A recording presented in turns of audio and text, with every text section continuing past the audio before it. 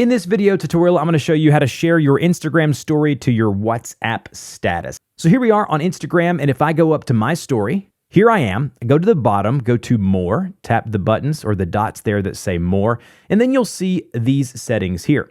You want to go to the one that says Send, right there about midway down. And that's going to give you the options to send as a link or share to different networks. And what you want to do is tap the one that says WhatsApp. Go ahead and tap into WhatsApp here. It'll ask you to go ahead and open up WhatsApp. We are now presented here within WhatsApp, and you can go to your status at the very top here. And that's only going to include the link, and that may not be what you want. You may want the one-to-one from Instagram over to WhatsApp. And if that's the case, go back over to Instagram, go to More right there, and now you want to tap Save. So go ahead and tap Save there to save this as a story. So this will save it as a moving story. If you have multiple images or video, tap on Save Story. Once you do that, go ahead and go back to WhatsApp and go to where you add your status. And then you want to select that story that you downloaded from Instagram. You can edit it like you normally would a status here within WhatsApp. And then once you've edited it and added things or removed things that you want, go ahead and tap the send button in the lower right-hand corner.